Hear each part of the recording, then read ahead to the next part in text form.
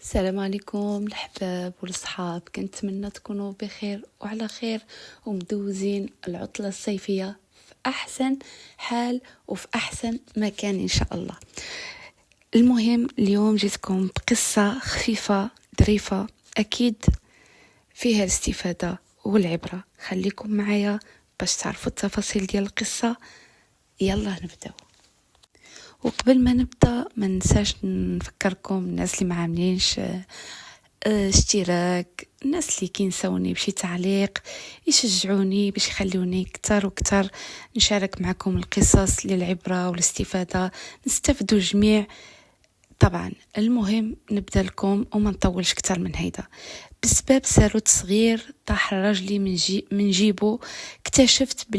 اكتشفت باللي هذاك اللي مسميه شريك حياتي ودايره فيه ثقتي الكامله كاتب شقه في حي راقي في كازا بسميه واحده اخرى، وعايش معها حياه تانية باردة ومغطية، وأنا ناعسة على ودني كنسير له الشغل ونربي له الدراري. أنا ورجلي كمال مزوجين هادي 9 سنين، عايشين فيلا في كاليفورنيا. كمال رجل أعمال معروف، للدار بيضاء، ديما الطوموبيلات آخر موديل، اللباس ماركات والتليفونات ما بين الأمريكان وفرنسا. حياتنا كانت كتبان مثالية من برا، ولكن من الداخل ديما كنت كنحس باللي كاين شي فراغ، شي حاجة ناقصة. كمال ولا كيتعطل بزاف، كيسافر بزاف بدواعي ديال الخدمة، وديما تليفونه مقلوب على وجهه. واحد الصباح كان خارج الزربان كيف العادة باش يمشي لواحد الاجتماع في بوسكورة، وهو كيهز السوارد ديال الطوموبيل والوراق من فوق الطبلة ديال الصالون. جبد كلينكس من الجيب ديال السروال وطاح ليه واحد الساروت صغير مذهب، معاه واحد السلسلة ديال النحاس مكتوب فيها بخط صغير ريزيدونس غاندي ابارتمون 14.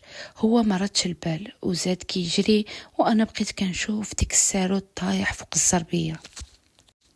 هزيته وبقيت كنقلب فيه. الساروت غالي وباين ديال شي عماره سيكوريزي في حي غاندي، وحنا ما عندنا حتى شي ملك تما. ملي رجع في الليل سولتو عليه بطريقه عاديه.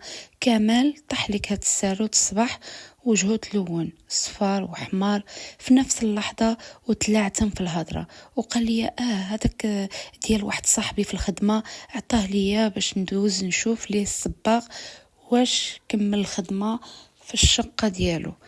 التمثيليه كانت عيانه بزاف، والحس ديال العيالات قال لي باللي كاين وان داك الساروت ما رجعتوش ليه، خبيته في ساكي نسخه منه بلا ما يحس، ورجعت ليه الساروت الاصلي. بقيت يومين وانا مريضه بالشك، حتى جا النهار اللي قال لي فيه باللي غادي يسافر لطنجة على قبل شي صفقه عقاريه، وغادي يبات تما 2 ديال الليلات. غير خرج من الباب لبس جلابيتي نظارات كحلين وشديت تاكسي نيشان لحي غندي. وصلت العماره كانت فخمه وبسيكوريتي ديالها في الباب. دخلت ميته بالخوف وقلبي كيضرب فراسي. وقفت عند العساس وبغيت نلعب هدكيه. جبت ورقه ديال 100 درهم حطيتها ليه في يدو وقلت لي خويا انا جيت من طرف سي كامل باش نشوف الشقه رقم 14، غير هو نسيت الساروت، واش كاين شي حد تما؟ العساس شاف 100 درهم وضحك وقال لي لا لا لا، مدام ليلى عاد خرجت، هذه ساعة ديال المكانة، والسي كمال ما جاش اليوم. هما كيجيو غالبا غير في لافان ديال السيمانة، يعني في الويكند. تمنيت الارض تنشق وتبلعني في ديك اللحظة. مدام ليلى سولت ببرودة دم مصطنعة طبعا، وقلت له نسيت، واش الشقة بسميتها هي ولا بسميت السي كامل؟ حيت بغيت نوجد الوراق ديال السندك. العساس جاوبني بكل تلقائيه، لا الشقه مسجله بسميت لاله ليلى، السي كامل هو اللي كيخلص السندك وكل شيء، راه هو اللي شراها ليها العام اللي فات. طلعت في السانسور ودموعي شلال، رجلي ما بقاوش هزيني. وقفت قدام الباب ديال الشقه رقم 14.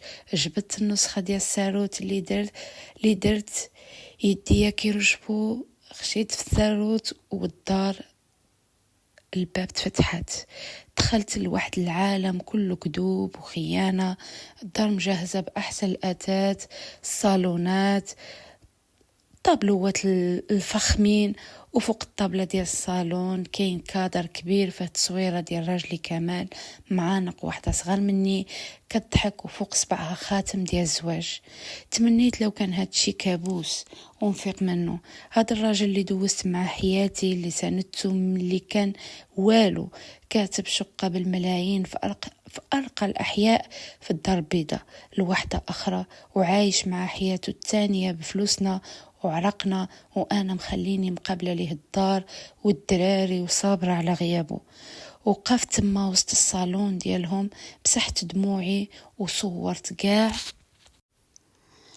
الوراق اللي لقيت في المجر المكتب، عقود الملكية ديال الشقة اللي بسميتها، وتصاورهم، وخرجت وسديت الباب ورايا.